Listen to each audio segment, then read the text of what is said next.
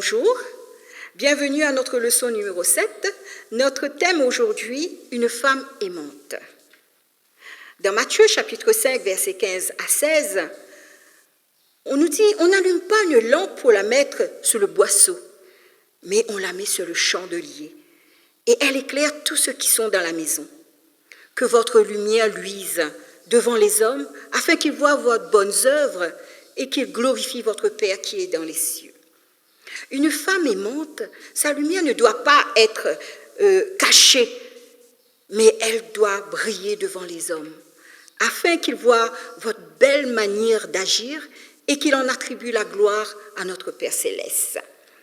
Beaucoup de personnes sont venues à connaître Jésus et à l'aimer parce qu'il y a eu quelqu'un qui a brillé en manifestant de la bonté et de l'amour au moment où ils avaient le plus besoin. Il suffit de regarder autour de nous. Beaucoup de personnes ont besoin d'amour. Nous pouvons les éclairer en leur faisant du bien. Il y a des étrangers qui arrivent dans notre pays, ont besoin d'amour. Des voisins qui sont malades, des familles en difficulté, des veuves, les jeunes et les enfants qui sont livrés à eux-mêmes. Toutes ces personnes ont besoin d'amour. Et vous pourriez être celle qui peut leur apporter un peu de l'amour. Que ceux qui sont affectueux, bons et compatissants attirent les gens à Jésus-Christ. S'occuper des autres est vraiment la meilleure façon et la plus simple d'amener des gens à Christ et au royaume céleste. Je vais vous raconter une petite histoire. Il y a une jeune femme arrivée dans un nouveau pays. Elle était seule et effrayée. Elle a trouvé un emploi chez une famille chrétienne et tout le monde l'aimait et pourvoyait à ses besoins. Tout en lui démontrant l'amour de Dieu, ils lui ont offert une Bible qu'elle pouvait lire dans sa propre langue. Et en lisant sa Bible, elle se disait, l'histoire de Jésus est si belle. Elle est devenue chrétienne à cause de l'amour que cette famille lui a témoigné. Oui, la lumière qui était dans cette maison a éclairé cette femme étrangère et l'a amenée à aimer Jésus-Christ. En tant que femme, nous pourrions avoir pour but d'être une femme aimante et compatissante, afin d'attirer d'autres personnes vers Jésus-Christ. Mais comment puis-je communiquer cet amour? Dans Jacques chapitre 1, verset 19, on nous dit que chacun doit être rapide pour écouter, mais lent pour parler.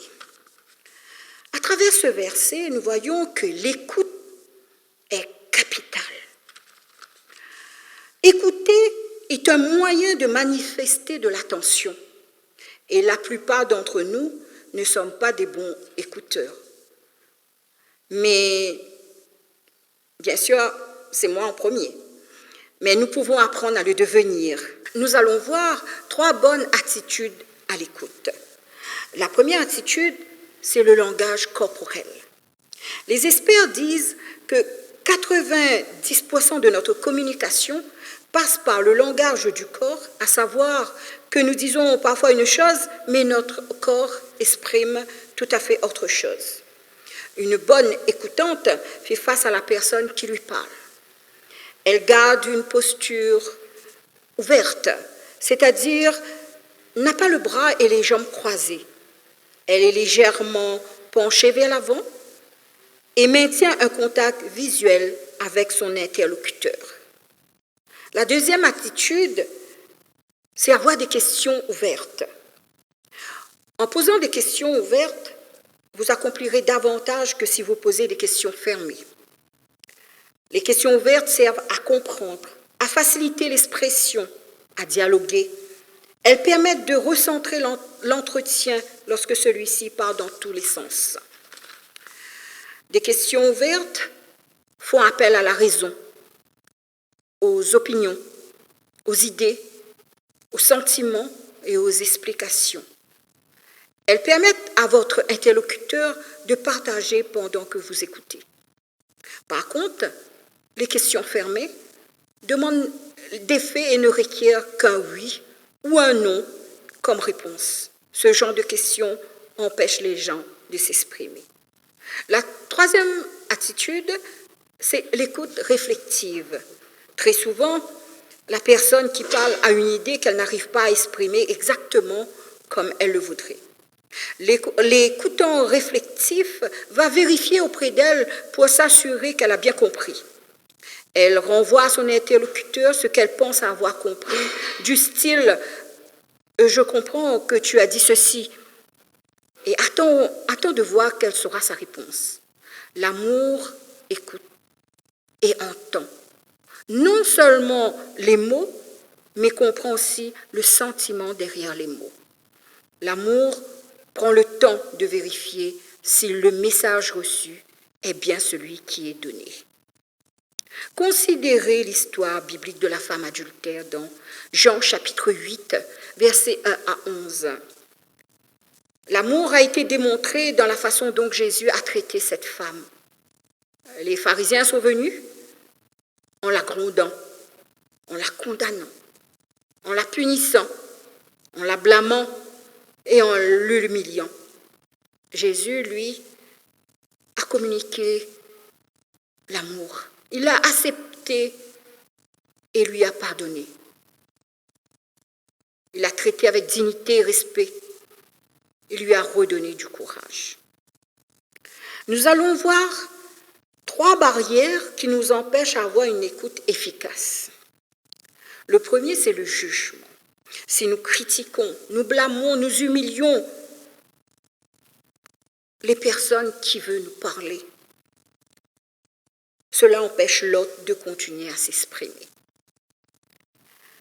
La deuxième, c'est donner des solutions. Il nous arrive souvent, on est pressé à conseiller, à commander, à donner des ordres au lieu de comprendre la personne. La troisième, c'est éviter les préoccupations de l'autre. Nous devons faire sentir à la personne que nous sommes intéressés par son problème. Nous ne devons pas détourner la conversation ou être distraits, mais à être à l'écoute. Jésus a laissé une position élevée pour venir sur cette terre et être comme nous. Il est devenu accessible et s'est exposé ainsi aux attaques contre lui. Il s'est rendu vulnérable au point d'être blessé et rejeté.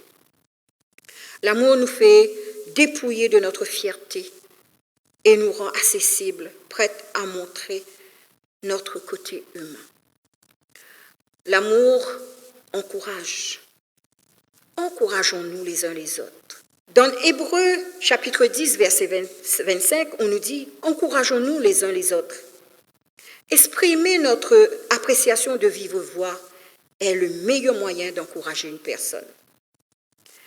C'est tout simplement faire comme Dieu a fait pour son Fils au bord du Jourdain. Dans Marc, chapitre 1, verset 11, Dieu va dire à son Fils « Tu es mon Fils bien-aimé. En toi, j'ai mis toute mon affection. » Rappelez-vous une occasion où vous avez reçu des encouragements de quelqu'un de votre famille, de votre église ou de votre communauté et comment cela vous a bien aidé. Souvenez-vous comment une personne vous a démontré de l'amour véritable, de l'acceptation, de la compassion, de l'attention et vous a prêté une oreille attentive. Comment cela vous a-t-il touché? Chères sœurs, soyons des femmes aimantes. Partout où nous sommes, soyons comme Jésus. Amen.